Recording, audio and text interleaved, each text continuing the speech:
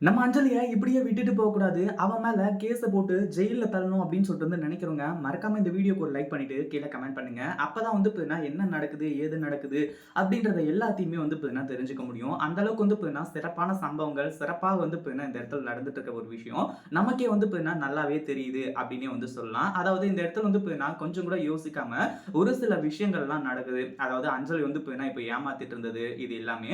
ஆனா இலக்கியாவும், கௌதமும் இப்ப கூட கண்டுபிடிக்காம இருந்திருந்தாங்க அப்படின்னா, கடைசியில அஞ்சல் இருந்துட்டு மறுபடியும் அந்த வீட்டுக்குள்ள அராஜகம், அட்டகாசம் இது எல்லாத்தையுமே பண்ணிட்டு இருந்திருப்பான். கார்த்திக்கோட வாழ்க்கைய மறுபடியும் சீரழிச்சு, கார்த்திக்கோட அதாவது ஏற்கனவே வாழ்றதுக்கு தகுதியே இல்ல அப்படின்ற மாரி தான் இதுக்கு முன்னாடியே விஷம்லாம் குடிக்கிறதுக்காக போனாங்க. எப்படியோ பிரியா வந்ததுனால பார்த்தீங்கன்னா, இங்க அந்த அளவுக்கு பெரிய பெரிய பிரச்சனைகள்லாம் வராம தடுக்கப்பட்டுச்சு.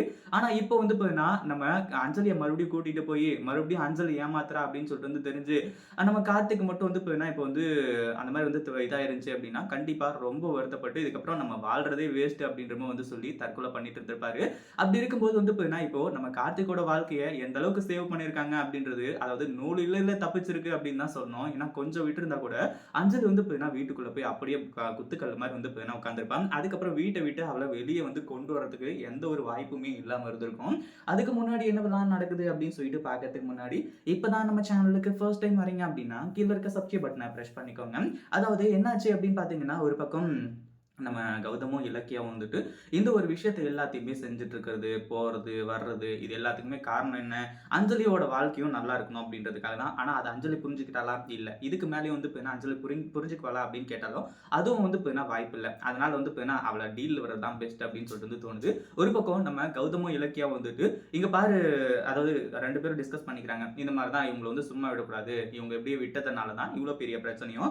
எப்போ பார்த்தீங்கன்னா, கார்த்திகை இவ ஏமாத்துறா, அது மட்டும் இல்லாம அப்பவே நெறைய எவிடன்ஸ் கிடைச்சுச்சு இல்லையா? அது எல்லாத்தையுமே வச்சு அப்பவே அவள ஜெயில்ல தூக்கி போட்டுருக்கணும். இப்ப கூட ஒண்ணும் பிரச்சனை கிடையாது. இருக்கிற எவிடன்ஸ வச்சு இவள பார்த்தீங்கன்னா ஜெயில்ல தூக்கி போடலாம். ஏற்கனவே போர்ஜரி அது இதுன்னு சொல்லிட்டு நம்மகிட்ட எவிடன்ஸ் இருக்கு. இப்போ இந்த டாக்டரும் பார்த்தீங்கன்னா வாக்குமூலம் குடுத்தாரு அப்படின்னா, அதுக்கப்புறம் இவருக்கு தண்டனை கம்மியாகும். இல்ல வாக்குமூலம் குடுக்க மாட்டேன் அப்படின்ற மாரி சொன்னா, இருக்கிற ஆதாரத்த வச்சு இவர் மேல நம்ம ஒரு கேஸ் போடுவோம் அப்படின்ற மாரி சொல்லி, அடுத்தடுத்த கேஸ் பார்த்தீங்கன்னா போடுறதுக்கு தயாராயிட்டு இருக்காங்க. கடைசியில இவங்க எல்லாருமே நாங்க அப்ரூவரா மாறிடுறோம். எங்களுக்கு தண்டனை கிடைக்காம மட்டும் பார்த்துக்கோங்க. அதே மாரி ஹாஸ்பிட்டலுக்கு எந்த ஒரு பேரும் வராம பார்த்துக்கோங்க. அப்படி இப்படின்ற மாரி சொல்லி, அந்த ஒரு விஷயத்த பார்த்தீங்கன்னா அழகா மூடி மறைச்சு, கடைசியில பார்த்தீங்கன்னா அஞ்சலிய கொண்டு போய் ஜெயில்ல நிறுத்த ஆரம்பிச்சுறாங்க. அஞ்சலி ஜெயிலுக்கு போனா தான் திருந்துவா. அவள்லாம் பார்த்தீங்கன்னா, இங்க வெளியில இருந்து அது மட்டும் இல்லாம கார்த்திக் இல்லாம கஷ்டப்பட்டுக்கிட்டு ஒரு ₹5க்காக பார்த்தீங்கன்னா, அவ ரோட்ல பிச்சை எடுக்காத குறையா இருந்துட்டு இருந்தா.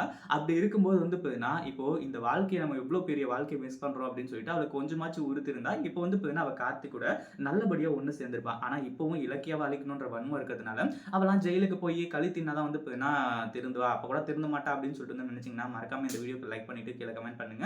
இந்த வீடியோ பிடிச்சிருந்தா லைக் பண்ணுங்க, ஷேர் பண்ணுங்க. இப்பதான் நம்ம சேனலுக்கு ஃபர்ஸ்ட் டைம் வரீங்க அப்படின்னா, கீழ இருக்க சப்ஸ்கிரைப் பட்டன பிரஸ் பண்ணிக்கோங்க.